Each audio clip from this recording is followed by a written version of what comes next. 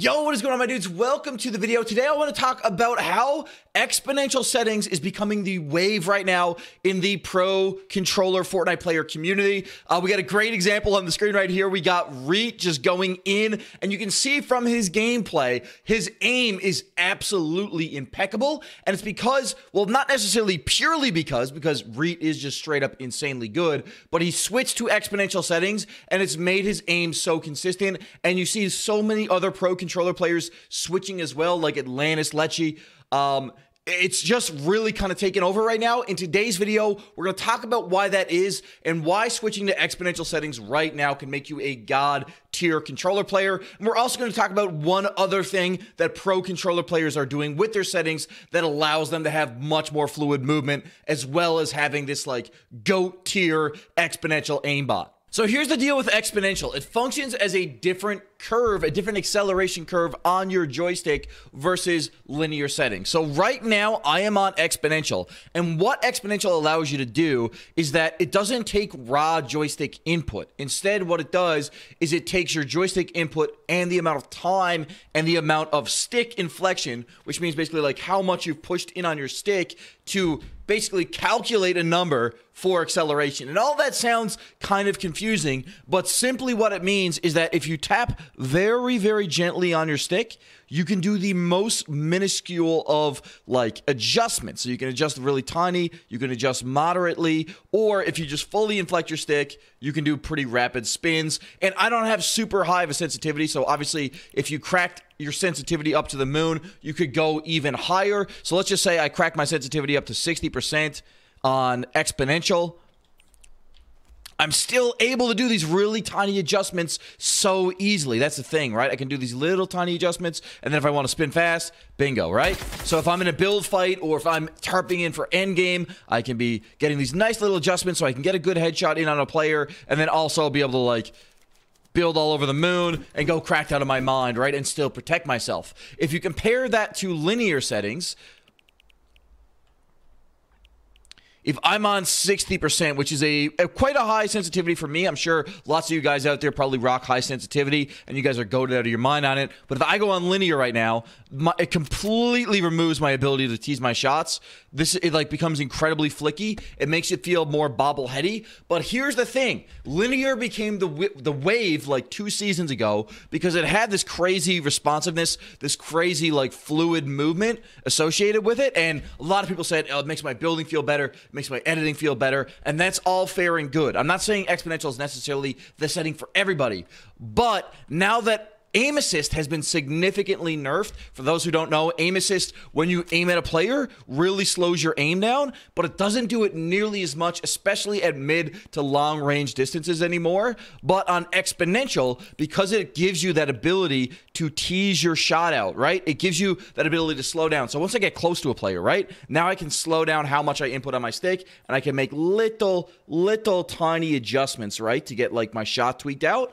Now that aim assist has been nerfed, Exponential almost provides that additional assistance because it gives you that little bit of slowdown when you're aiming in on your target, so you can like easily readjust, get onto their head. The other thing about Exponential is, again, because it has that acceleration, it allows you, so once you fully push in on your stick, you can get that like full speed, and you can like build like you're cracked out like your mom growl. Obviously I'm not hitting my edits right now because I'm trash.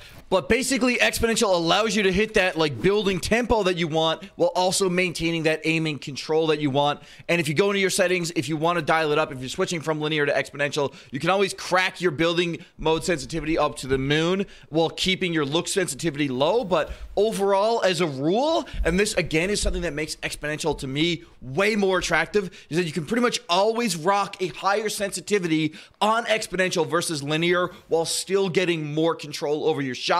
And it's that reason, because it's so good on high sensitivity for pro players, because they can tarp into zone really, really well, but also provides them that control so they can hit that important, 200 pump shotgun headshot in their end game when they need it to get the points they need or to get the match they need, and that is so crucial. So just as an example, if you guys want to try out different pro settings, this is Atlantis Lecce's brand new controller settings. He just posted these, or these were just posted 2 days ago, but he's got a decently high build sense mode multiplier. He's got a 1.5 edit sense multiplier. His look and his vertical horizontal speed are both higher than what I use. But you can see one thing about it is he uses a higher vertical speed than horizontal speed. And a lot of pro controller players do this because once the aim assist hits when you're aiming at a player, if you're aiming like too low on their body, so you're aiming at like their feet, you want to have a little bit higher of a vertical sensitivity so you can overcome that aim assist slowdown just a little bit and be able to flick up and hit those headshots. So rocking like 4 or 5% higher vertical speed is something pretty common you'll see with exponential settings. So it's something worth trying out.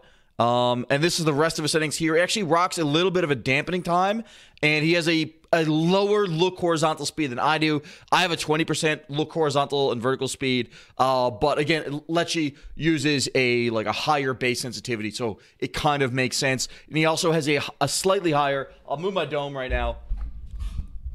He's got a slightly higher move stick dead zone than his look stick dead zone, which is also something you'll see pretty common and something you should try out because you want to always have your right stick, your aiming stick, being as responsive as possible. So you'll always see like controller players rocking a really low like right stick dead zone.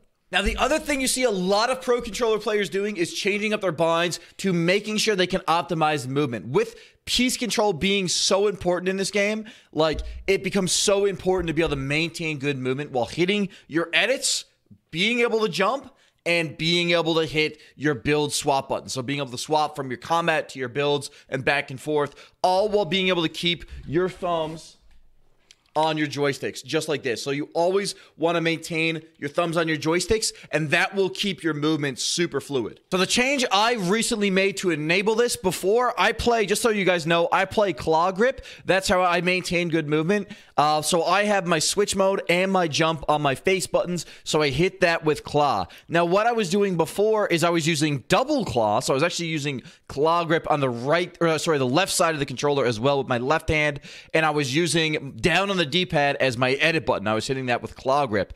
However, I've swapped that to L3 edit, and I'm using basically like sprint by default. That's what it's called. A lot of you guys know about the setting. A lot of you guys use this already, but I just swapped to it so that I could hit L3 edit. And basically what this allows me to do is it allows me to hit my edit, hit my switch mode, hit my jump, while all keeping both sticks on on my joysticks. Before, I was able to keep both my thumbs on my joysticks, but doing double claw really put my hand in a really awkward position, and I felt like it was losing me out on movement speed. But basically, there's a bunch of different ways you can set this up, guys. One way to do it is playing claw and having like edit, switch mode, and jump all on your face buttons.